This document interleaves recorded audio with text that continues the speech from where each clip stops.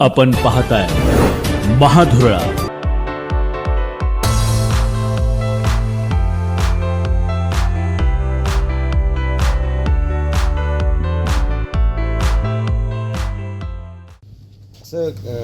कसं तुम्ही एक पॉलिटिशियन आहात, अनेक नेत्यांची देखील त्याच्यामध्ये नाव आहेत. काय कसं पाहता या घटनेकडे? अंधश्रद्धा या कधी वाईटच.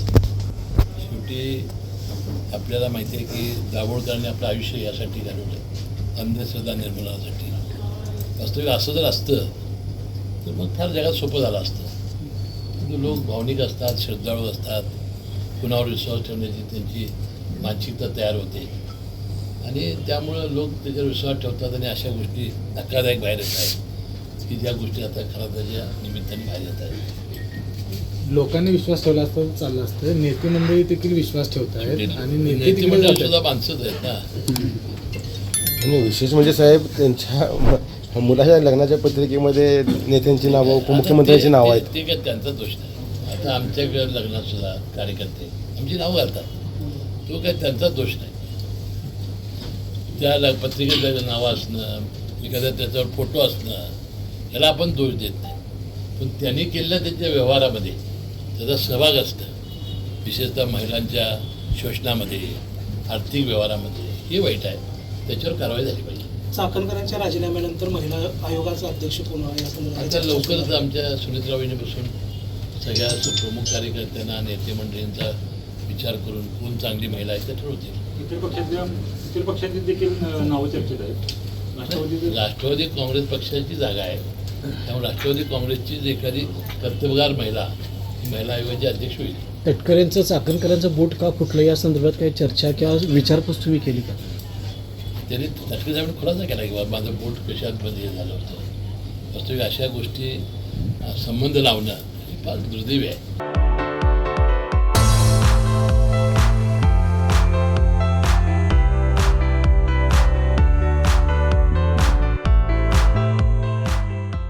त्या ठिकाणाहून दुसरा अधिकारी नियुक्त केला जातो. तो कुठेतरी मुख्यमंत्र्यांचा हस्तक्षेप आहे का अशा चर्चा सुरू आहेत. नाही, तो असला तर मुख्यमंत्री हे राज्याचे शेवटचे हे आहेत. आता हे यामध्ये चेअरमन आहे युतीचा, सत्ता युतीची, त्यामुळं मुख्यमंत्री महोदय यामध्ये काय करणार नाही असते याची खात्री आहे आम्हाला. या सगळ्या तक्रारी मग अदृश्य शक्ती आहे अशी चर्चा आहे, ती कोण आहे? काय मला माहिती नाही अदृश्य शक्ती कोण आहे. ज्यांनी तुम्हाला हे बोललेलं आहे त्यांच्याकडनं माहिती घ्या. कोल्हापूर शेती उत्पन्न बाजार समितीची सुद्धा चौकशी सुरू आहे. नाही, चौकशी नाही चाललं. मी स्वतःच आता तिथं 10 तारखेला चेअरमन निवड आहे आणि तिथं आता सहाय्यक निबंधक हा सचिव यावा असा माझा प्रयत्न आहे. मला वाटते लवकरात लवकर सचिवच सहाय्यक निबंधक सहकारी स्वतः याला केल्यानंतर बरेचसे प्रश्न सॉल्व्ह होतील असं मला वाटतं. पण विद्यमान चेअरमन आपल्याच पक्षाचे होते, कार्यकाळ संपण्याआधी त्यांनी राजीनामा दिला आणि राजीनामा देत असताना कुठेतरी नाराजी देखील नेत्यांच्याबद्दल म्हणजे तुमच्याबद्दल त्यांनी व्यक्त केली. माझ्याबद्दल मला ते दैवत मानले त्यांनी. ते तिथले काहीतरी मतभेद त्यांची झाले असतील, काय तर झाला असेल, तो भाग वेगळा आहे. परंतु कुठल्याही संस्थेचा कारभार चांगला चालला पाहिजे असा आग्रह आमच्या नेते मंडळीचा असतो. शक्तीपीठ महामार्गाचं रेखांकन पुन्हा एकदा बदलण्यात आहे. कसं पाहता याकडं? कारण शक्तीपीठ महामार्गाच्या ज्यावेळेस आपल्या निवडणूक होत त्यावेळेस आपण एक JR देखील दाखवला होता, पण आता सध्याची परिस्थिती बदलली आहे. काय सांगायला संदर्भात? नाही, यामध्ये JR-मध्ये माझ्या विधानसभा मतदारसंघातून रस्ता जाणार होता. विधानसभेच्या निवडणुका लागलेल्या होत्या, त्यावेळेला तो रस्त्याचं भूमी संपादनाचं आदेश रद्द करण्याचा आपण प्रयत्न केला आणि ते भूमी संपादनाचा आदेश रद्द केलेलं मी नोटिफिकेशन माजी आमदार संजयबा घाडगे यांना दिलं होतं. कारण बराचसाच भाग आमचा त्या कागद तालुक्यातून शेतीचा जात होता. आज मी असं वाटलं की ते अलाइनमेंट बदललेली आहे. ती अलाइनमेंट अजून काही फायनल आहे की नाही मला माहिती नाही, परंतु माझ्या मतदारसंघातून ही अलाइनमेंट आता काढण्यात आलेली आहे. आता राहिला जिल्ह्याच्या बागायती पिकातून गेलेल्या रस्त्याबद्दल त्याची माहिती मी अजून घ्यायची आहे. आम्ही आमच्या मतदारसंघातून ते नसावं असा लोकप्रतिनिधी माझा प्रयत्न होता. पण जे बदललेल्या अलाइनमेंट मध्ये ज्या तालुक्यात नाही गेलंय तिथल्याही काही शेतकऱ्यांचा विरोध आहे. मग आपण कसं विरोध असेल तर त्यांनी तो करावा ना. आता माझा लोकप्रतिनिधी म्हणून माझ्या मतदारसंघाची जबाबदारी पार पाडलेली आहे.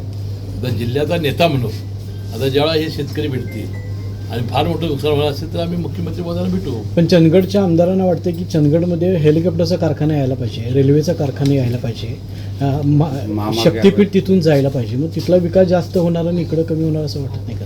नाही, तसं नाही. त्यांची मागणी आहे, त्यांनी तो रस्ता तिकडे करावा अशी मुख्यमंत्र्यांकडून मला वाटतं चंदगडला तो रस्ता नेलेला आहे. काल त्याच्याबद्दलचा स्पष्टीकरण दिलेलं आहे आणि हे कसं चालू आहे हे त्याचं सविस्तरपणानं त्यांनी पत्रकार परिषदेतून सांगितलेलं आहे. पार्थ पवार आणि एकूणच दोघे भाऊ एकदम शांत आहेत. याच्यावरून सुद्धा सध्या राजकारण चालू आहे की पवार कुटुंबियांकडून काय बोललं जात नाही.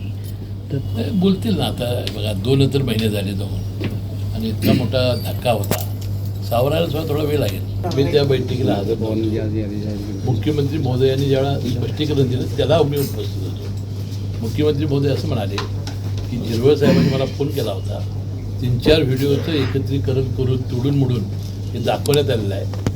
तर त्यावेळा मुख्यमंत्री म्हणाले की याची सत्यता आम्ही तपासून बघू. पूर इंग्रज आणि मुस्लिमांना बघवत नव्हता असं एक वेगळं स्टेटमेंट चंद्रकांत दादा पाटलांनी कन्हेरी मठावर केलं आहे.